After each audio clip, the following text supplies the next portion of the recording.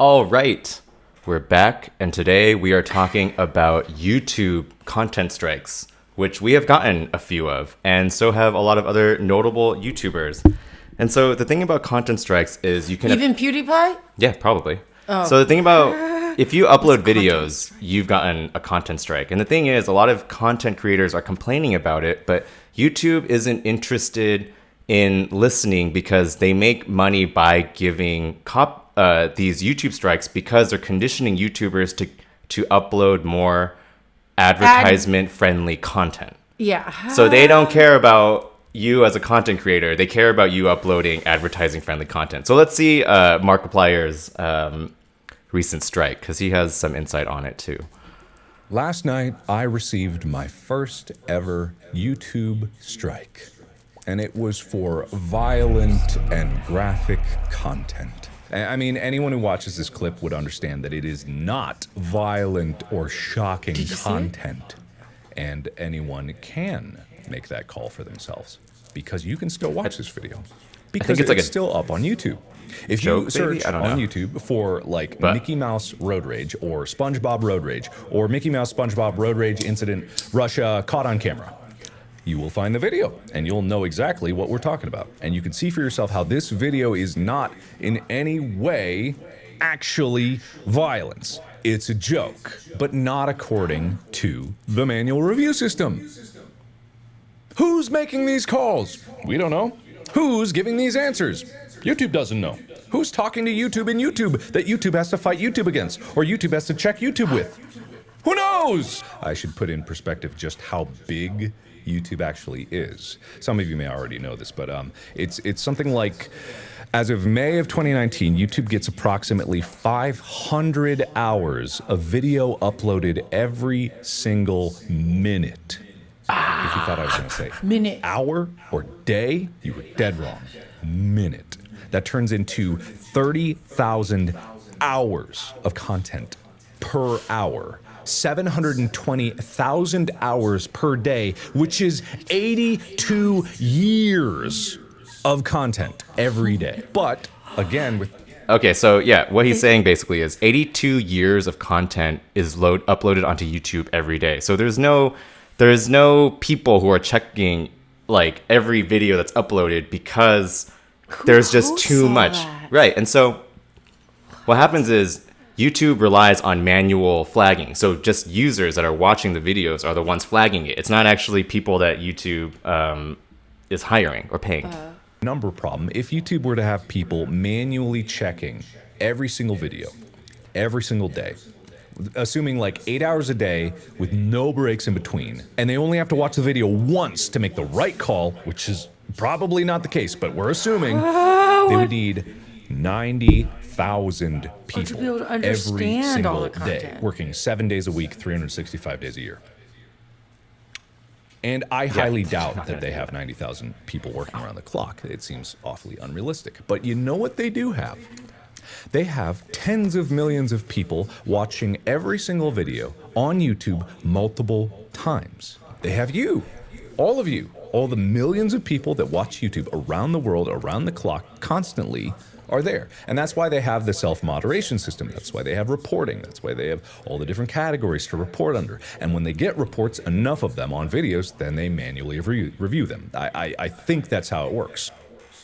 Yeah, so just from a cynical point of view, if you're the CEO of YouTube, Susan Wojcicki, and you have to choose between hiring, like he says 90,000 people, but they have to be watching it like 24/7. So it's really like almost like 200,000 people that you would need to hire to actually watch the content to make it advertiser friendly, or you just create an algorithm that just takes off the content when it gets flagged enough times. One, you have to pay like 200,000 people, and the other, it's basically free. It's like the amount of effort that they're willing to put into the content creation, like the YouTube strikes is enough for them because it's conditioning basically people to upload the appropriate content without them having to invest so much in the middle. Yeah, or to explicitly write out those rules. So unfortunately, it's biased still. Markiplier thinks it's a communication issue when really it's a financial issue. Yeah, it is their entire business model to side with the advertisers, because the advertisers are the ones that pay to be like, the content is there to serve ads to us. And so that's why they're always going to side with the advertisers. So let's see what Markiplier thinks the problem with communication is. Are jumping into And I want to be very No, but there are no other platforms. I know, but they're trying. No, but the thing is, I think. Yeah, I mean, but then you still don't get the audience. And so if Yeah. YouTube takes off your content, you're forced, if you still want to use YouTube, you still have to upload according to YouTube standards. Which feel arbitrary at this point. I want to be very, very, very clear. There are people at YouTube that do genuinely care. And my contact, Meg, has always been a champion for me. I actually have a contact at YouTube. My channel is big enough that they have deemed me worthy to have a person that talks to me. But Meg still has to fight.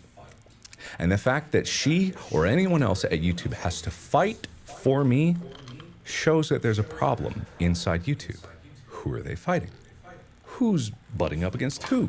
If the rules are even, why does there need to be a fight in the See, first place? everybody else is It all fighting. boils down to the only problem that YouTube has ever really had, which is communication and transparency. I don't know why they make the decisions that they do sometimes. They do have communication and transparency. It's just not with the content creators. The communication and transparency is with the advertisers. They're going to tell you which content they're taking down, and you know, the advertisers get all of that info, and they're the ones that are making the calls. And that's why the content creators feel like they're suffering, because they can't make the same content that they used to make because it's not ad I friendly. think they're so big at this point. Like I said, that many hours. Who's hosting all that? Like they, let's keep going. like they have to And pay half for the this time- kind of stuff. I know. You know? And so the they need content the creators money is don't being pay for made, it. The I advertisers know. pay for it. So it makes sense that they're focused on. No, I know, but he thinks the issue is communication. But the issue is, no, they're trying to grow and making content more You ad think friendly. his mistake is assuming that it's Yeah, that he's it's assuming- made for him, Yeah. and they should be catering to him. YouTube is not a when place for it's- content creators. YouTube is a place for advertisements. Content serves the ads. Okay. Now, Yeah. it was different before. No. They didn't have a business model before. Yeah, now So they do. the So they have only to way fo- YouTube has ever made money was serving ads. I mean, they have subscription now, but serving ads, I'm sure, is a much bigger. Oh yeah, they have the premium subscription model. I don't even think they do. You know, I think that's all that people really want is some trust. You know, I think creators just want to feel like they're a part of this YouTube thing and not just another cog Then you have in to the own YouTube. advertising machine. I'm there, he sorry. said it. He said it. I know, and he's like, I this was is like, wait, not. there's right there. He's saying this is not how we want to feel, but that's almost like denial. It's like, this is how it is. So let's take a look at CEO of YouTube, Susan Wojcicki, on because he's saying, who are they fighting against? And it seems like She got a job to do. they're Keep fighting it profitable. against the very top. Yeah, no, absolutely. Like what? I mean, But Susan Diane Wojcicki is the CEO of YouTube. Wojcicki was involved in the founding of Google and became Google's first marketing manager in 1999. marketing. I'm like, she's going to sales and marketing. So sales and marketing, that's where she comes from. She later led the company's online advertising business and was put in charge of Google's original video service before they acquired YouTube. After observing the success of YouTube, Wojcicki proposed the acquisition of YouTube was done by her. by Google in 2006 and served as CEO of YouTube since 2014. So basically, Susan Wojcicki was in charge of Google Video, and she was like, we can't She's beat like, YouTube. "Look, So these she, guys do it. Let's just take over. yeah, basically, she led the acquisition of YouTube. She's good at like business person, CEO, or I mean, they do that. All right, They let's recognize- look into more of a career. In September 1998, the same month that Google was incorporated, founders Larry Page and Sergey Brin set up office in Wojcicki's garage in Menlo Park. So they actually set up in her house. Before becoming Google's first marketing manager in 1999, Wojcicki worked in marketing at Intel Corporation in Santa Clara, California, and was management consultant at Bain & Company and RB, Weber & Company. At Google, she worked on the initial viral marketing programs, as well as the first Google Doodles. Oh yeah. Wojcicki also worked on the development of Google Images and Google Books. In 2003, Wojcicki helped lead the development of AdSense. AdSense is the way YouTube makes money, by the way. She served as its first product manager, and for her efforts was awarded the Google Founders Award. She became Google's senior vice president of advertising and commerce, and oversaw the company's advertising and analytic products, including AdWords, AdSense, DoubleClick, and Google Analytics. YouTube, then a small startup, was successfully competing with Google's Google Video service, overseen by Wojcicki. Her response was to propose the purchase of YouTube. She handled two of Google's largest acquisitions, the $1.65 billion purchase of YouTube in 2006 and the $3.1 billion purchase of DoubleClick in 2007. I think DoubleClick is another an ad-serving company. So what we wanted to outline was Susan Wojcicki, the CEO of YouTube, is from marketing. And Steve Jobs has a pretty interesting opinion on people from marketing and people who are CEOs that are from marketing and CEOs that are actually product Producers. CEOs. Yeah, who care about the product. And when you hear him describe the differences, it really kind of paints a picture on why these companies choose not to focus on like the content creators and choose to focus on the advertisers. Because they think the product is the advertisement. No. Because Their that's what main makes focus, money. their main focus isn't creating a better product. Their main focus is growing revenue. Mm-hmm. So let's watch this clip. What happens is, like with John Scully, John came from PepsiCo, and they at most would change their product, once every 10 years. I mean, to them, a new product was like a new size bottle, right? So if you were a product person, you couldn't change the course of that company very much. So who influenced the success of PepsiCo? The sales and marketing people. Therefore, they were the ones that got promoted, and therefore they were the ones that ran the company.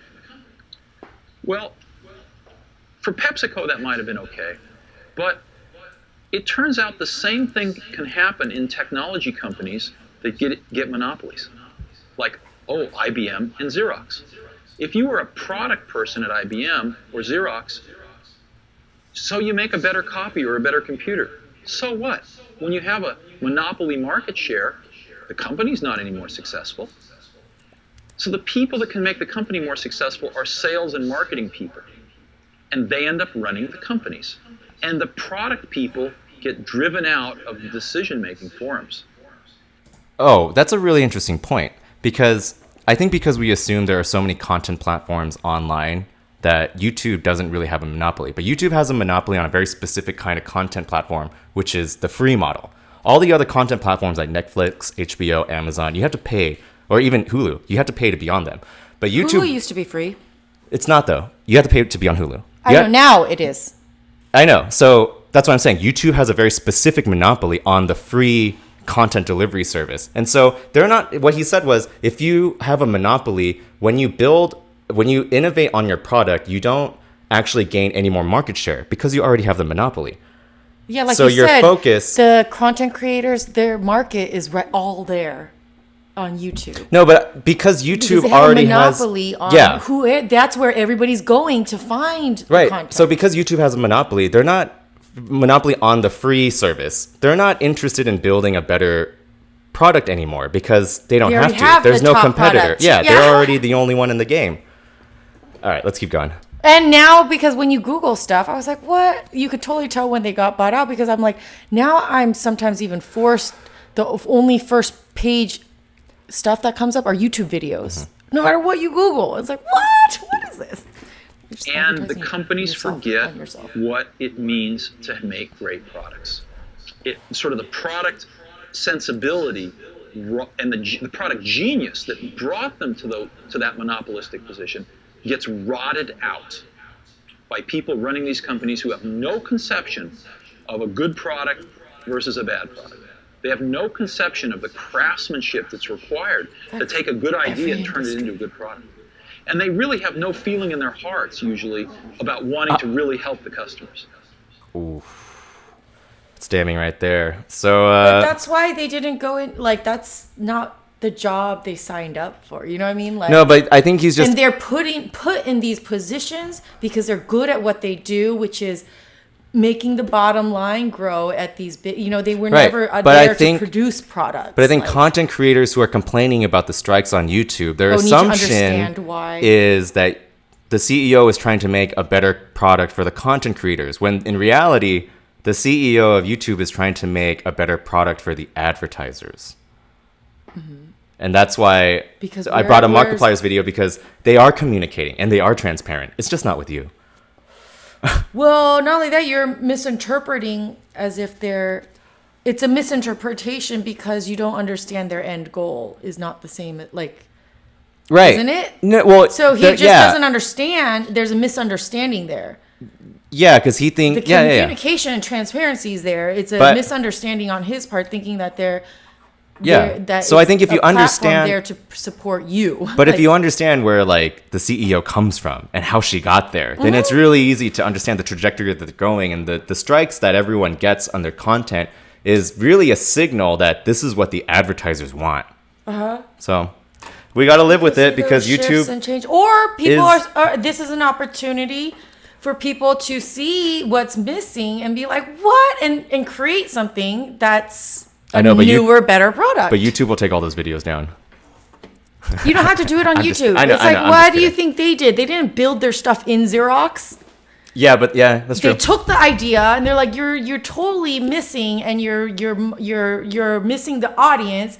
They took what they were missing, they built it over here, but to the audience that they wanted, and they grabbed them. And it's like, okay, well, you guys missed out because you missed your audience, and that's Yeah, what the no, opportunity for- is there that's for. why- We can't say that it's all. I've been repeating this to myself lately. It's like every complaint that a customer has is like an opportunity for another business to make something better. And Especially so, if you get a whole bunch of those And so, complaints now. you and get a it's lot happening of where it's- disgruntled, notable content creators, and you give them an alternative, and enough of them leave. Like you would have a serious competition to YouTube pretty quick. But Because we'll it's see. sad, because you see original content starting to decrease. Yes. And that's like, that was the bread and the That's- original thing that made it grow, that the ability to create original content.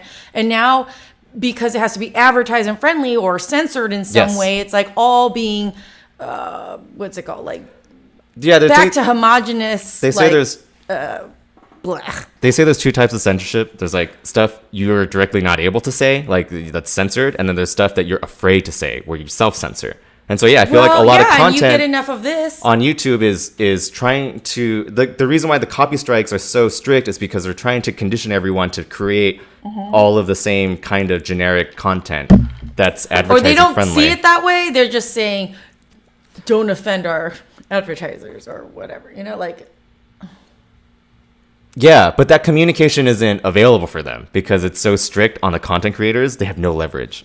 And I know because we've gotten strikes on our page. I know. All right. Anyways, we should end that video there. If you're a YouTuber and you like this, leave a like and subscribe, and keep your hopes up for a better platform, but not on YouTube. All right. Yeah, that doesn't make sense. We're not no parasite. Don't build on the platform that's Yeah. Right. Well, yeah. For more new info, platform. go to photonindex.com. I don't think we're supposed to link stuff to like lead away from YouTube. It's like a rule, but Oh, like Reddit, no Instagram. we'll leave a links. link in the description. Anyways, we hope you guys have fun. We'll see you in the next video. If you don't have buds, we're your buds. Take care. Bye. This is Dragon Breath.